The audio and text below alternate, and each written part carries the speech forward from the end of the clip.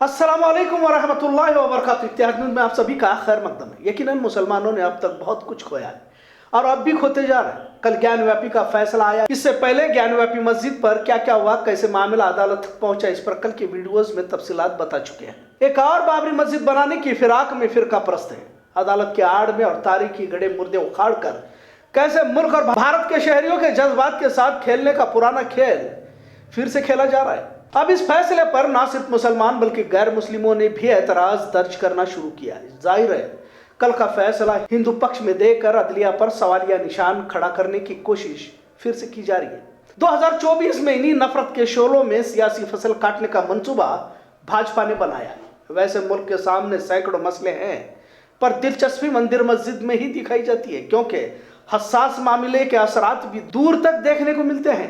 जहां एक तरफ हिंदू मुस्लिम नफरत को मिटाने की कोशिश जारी है, भारत जोड़ो के नाम पर विपक्ष भी एक होता दिखाई दे रहा है, वही फिरका परस्तों का हिंदुत्व कार्ड भी फिर से सरगर्म हो चुका है। गणेश का त्योहार वैसे सभी जगहों पर इत्मीनान के साथ मनाया गया, तो गुलबर्गा में तशद्दुद की कोशिश भी किस इंतहा तक की गई, इसे सोचकर ही अंदाजा लगाया जाता है कि कितनी नफरत कुछ लोगों के जहन में अब भी बाकी है। शहर के मरकजी मस्जिद के सामने गुलबर्गा में गणेश का जुलूस आता है तो अचानक भजन कीर्तन बंद कर ऐसे गाने बजाने लगते हैं जिससे एक समाज को छेड़ने की कोशिश की जाती है। गाने के बोल कुछ इस तरह है, धरती को खून से नहला देंगे, हम तुझको तेरी औकात दिखा देंगे। अब कोई बताए तो सही कि मस्जिद के सामने आकर जानबूझकर तेज आवाज के साथ हजारों लोग जमा होकर इस धुन पर नाचने लगते हैं। खैर, हमने सोचा था कि अब माहौल में बदलाव आ रहा है, लेकिन अभी जहर बाकी है और गुलबर्गा की मस्जिद के सामने इस तरह का नजारा इसकी दलील के तौर पर देखा जा सकता है। खैर, कल ज्ञानव्यापी मस्जिद पर एक तरफा फैसला भले इसकी शुरुआत है, लेकिन धीरे धीरे चुनाव के नजदीक इसे और भी हवा देकर माहौल को मजहबी तशद्दुद में तब्दील किया जाता है। फिर इक़्तिदार का रास्ता भी यहीं से खुल जाता है। जहाँ भाजपा को कोई पूछने वाला नहीं था, महज 1 या 2 सीटें आती थी, लेकिन अब 300 से भी ज्यादा आना और फिर से एक बार अमित शाह का ये कहना कि 350 से भी ज्यादा सीटों पर एक तरफा जीत हासिल कर देंगे, बहुत कुछ बयान करता है। अब अहम मसले की तरफ रुख करते हैं। बार बार यह सवाल जहन में आता है, तमाम बातों में मुस्लिम समाज का खामोश रहना सबसे बड़े ताज्जुब के तौर पर देखा जा रहा है। इससे पहले भी हमने कई बार इस पर तबसरा किया है कि यह खामोशी किस बुनियाद पर है और किस मुसीबत और किस बर्बादी के इंतजार में मुस्लिम माशरा बैठा हुआ है। अगर कुछ उलमा, दीनी रहनुमा मस्जिद के इमामों को कुछ कहते हैं तो फिर हमारे ऊपर ही तंज किया जाता है कि तुम इतने बड़े हो गए, क्या उलमाओं पर भी उंगली उठाते रहो। बताओ तो फिर क्या किया जाए। रोजाना एक हमला मुसलमानों पर हो जाता है, रोजाना किसी न किसी तरह मुसलमानों के सब्र का इम्तिहान लिया जाता है और 30 करोड़ से भी ज्यादा पूरा माशरा खामोश तो है। अब तो शिर्क जैसे नवसत में भी बिला खौफ मुलविस होने से इसे किस तरह गुरेज नहीं लगता, ये भी सोचने की बात है। आखिर तमाम समझौते किस लिए, आखिर क्यों बोलना नहीं चाहते मुसलमान? ऐसे कौन सी मजबूरी है जिसने मुंह खोलने पर इन्हें रोक दिया है? अगर कुछ बोल भी रहे हैं तो गैर मुस्लिम बोल रहे हैं। नबी रहमत सल्लल्लाहु अलैहि वसल्लम ने हमें एक उम्मत बनने का पैगाम दिया, पर हमने जहां भी मौका मिला बढ़ते गए, तफरका करते रहे। मसलकों की बुनियाद पर, जमातों की बुनियाद पर मस्जिदें गिराई गई, मदारिस पर बुलडोजर चलाया गया, कुरान की बेहुरमती की गई। नबी की शान में कोई भी ऐरा गैरा कुछ भी बोल जाता है, पर इतना बड़ा माशरा और इस माशरे के रहनुमा, लीडर, उलमा सभी खामोश इख्तियार किए हुए। आज तक किसी भी शहर में एक प्लेटफॉर्म पर जमा होकर किसी तरह का तबादले ख्याल ना तो उलमाओं ने किया है और ना ही सियासी रहनुमाओं ने किया है। इस दौर के मुसलमान शायद दुनिया की जिंदगी पर ही राजी हो चुके हैं। बार बार कहना भी अब अच्छा नहीं लग रहा, लेकिन मस्जिद से आज भी वही रटा रटाया बयान मौलवी लोग करते हैं। क्या इन्हें हालात हाजरा का इल्म नहीं, या फिर ये बोलना नहीं चाहती? जब हमने इसकी तहकीक करनी शुरू की तो कुछ जगहों पर मस्जिद के जिम्मेदारान ही इस पर रोक लगाने की बात कहते हुए पाया गया। तो कुछ जगहों पर इमाम इसलिए नहीं बोलना चाहता क्योंकि खामखा इस झमेले में हमको क्यों पड़ना है। जाहिर है उसी रफ्तार से मुसलमानों की जिंदगी आज चल रही है जैसे बरसों चल रही थी। कोई इज्तिमात, कोई दावत की फिक्र में है, तो कोई चिल्ला छट्टी, कव्वालियाँ, उर्स की फिक्र में है। तमाम मुसलमान एक उम्मत बनकर आने वाले हालात से कैसे निपटा जाए, इस पर शायद ही कोई मस्जिद होगी। बज़ाहिर आप सभी इमामों से बात करो, सभी एक आवाज में कहेंगे कि सभी को मुत्तहिद होना है, आपसी इत्तेहाद का मुजाहरा करना है। इख्तलाफात के लिए एक दूसरे को जिम्मेदार भी ठहराते हुए देखा जाता है, लेकिन मसलक, जमात और फिरके का जहर अंदर तक पैवस्त हो चुका है, जिसका निकलना शायद मुश्किल इसलिए है क्योंकि इसी मसलक के इख्तलाफात पर तो कईयों की दुकानें चल रही हैं। उम्मत का नुकसान होता है तो होने दो, पर जब तक मसलक की बुनियाद पर आवाम को अपने करीब रखेंगे तो फायदा तो होता ही रहेगा।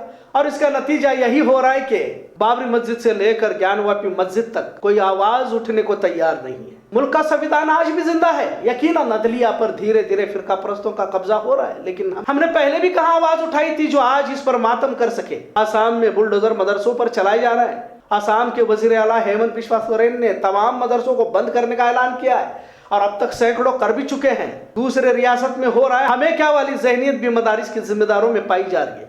जब किसी से मौजूदा हालात पर सवाल पूछे जाए तो जवाब आता है कि उनकी हुकूमत, उनकी अदलिया, उनकी इंतजामिया वही पुराने बहाने देखने सुनने को मिलते हैं। जब किसी और की हुकूमत इससे पहले थी तब क्या तुम लोगों ने तीर मारा था? जब अल्लाह ने कई मौके दिए तो तुम आपसी इख्तलाफात में मसरूफ थे। तबलीगी, बरेली, जमात इस्लामी, अहले हदीस से तुम्हें फुर्सत कहाँ थी?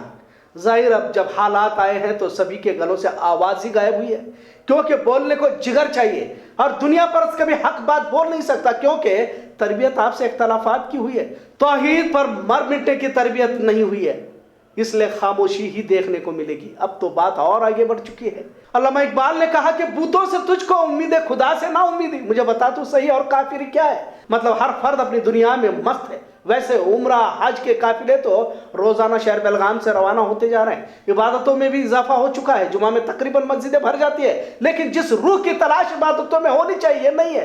2024 के बाद मुसलमानों का इम्तिहान शुरू होना है। कल भी हमने कहा था कि बजाय रूह पर मेहनत होने के जाहिरी बनावट पर ज्यादा हो गई है। और अब कैसे खुलेआम शिर्क की नहुसत में मुलव्विस मुसलमानों को देखा जा रहा है, कहने की जरूरत नहीं है। लिहाजा तमाम जमातों के जिम्मेदारान, उलमा इकराम और नौजवानों को आगे बढ़कर मुत्तहिद होने पर तवज्जो देनी होगी। यकीनन काम मुश्किल जरूर है पर नामुमकिन नहीं। मुखबिर, मुनाफिक हर जगह पर पाओगे, लेकिन इसका बहाना बताकर वक्त को बर्बाद ना करें। सियासी रहनुमा तुम्हें इस्तेमाल करेंगे। जब अपने ही अपने नहीं हुए तो गैरों से क्या उम्मीदें कर सकते हैं? कौन किस पार्टी में अपने मुफाद की खातिर आता जाता है कह नहीं सकते। कौन कब गांधीवादी और कौन गोडसेवादी बनता है इसका कोई अंदाजा नहीं लगा सकते। अब तो सेक्युलर लोगों को भी मुसलमानों से नफरत होने लगी है। अपने आप को मुसलमानों के हमदर्द कहने वाले भी स्टेज पर कोई मुस्लिम नजर आता है तो उसे नीचे उतारने के लिए कहा जाता है ताकि अक्सरियत हिंदू नाराज ना हो जाए। ऐसे वक्त में चाहिए कि एक उम्मत एक मिल्लत का नारा लगाकर पहले एक हो जाए। बार बार सरों को जोड़कर बैठने की कोशिश होती रहे। आपसे इख्तलाफात जमात, मसलक, सियासी पार्टियों से उठकर अल्लाह और उसके रसूल की खातिर एक बन जाए, तभी हो सकता है हम पर आसमान से रहमतें नाजिल हो सकती है। अब तो हमारा सिवाय अल्लाह के कोई नहीं है। हमने अलग अलग बुतों से उम्मीदें लगाकर देख चुके हैं। हमने अपने दिलों में और भी कई बुतों को बिठाया। बज़ाहिर तो नमाज में सजदारेज हो जाते हैं, लेकिन सलाम फेरते ही सैकड़ों खुदाओं से उम्मीदें लगाकर बैठते हैं। गुलामी की जंजीरों को तोड़कर उसी रब की तरफ लौटना होगा जो सारे जहान का मालिक है। लिहाजा अल्लामा इकबाल ने कहा कि गुलामी में ना काम आती है शमशीरें ना तदबीरें, हो जो ज़ौं के यकी पैदा तो कट जाती है जंजीरें।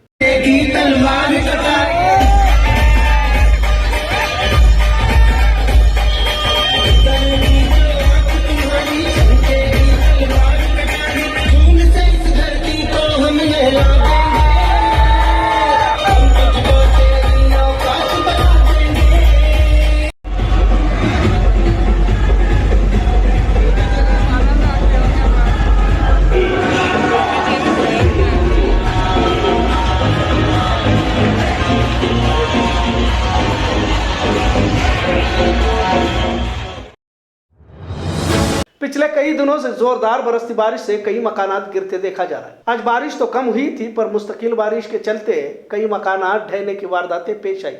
आरटीओ के करीब मोटरसाइकिल पर दरख्त गिरने से एक की मौत हो गई और एक शदीद जख्मी हो गया। राकेश थुलदाल ऐसा मैयत शख्स का नाम है।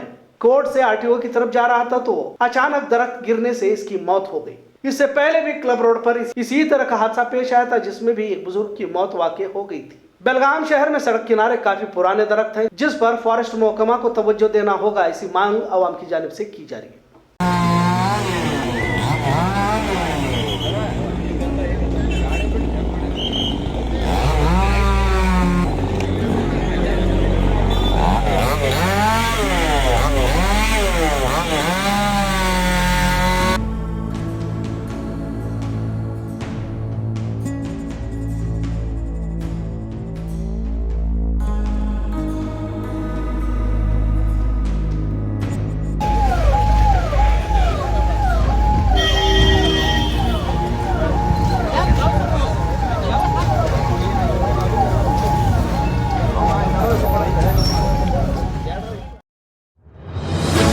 तेंदुए की कहानी भी अधूरी ही रही। अब तक तेंदुआ कहाँ गया मालूम नहीं। लाखों रुपए खर्च तो हुए पर तेंदुआ हाथ नहीं आया।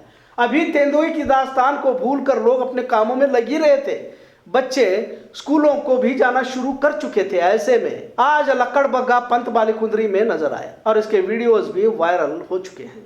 क्या वे लक्कड़बग्गा भी फॉरेस्ट महकमा के हाथ आता है या फिर इसके पीछे भी तमाशा शुरू किया जाता है? ऐसा सवाल अवाम की जानिब से किया जा रहा है।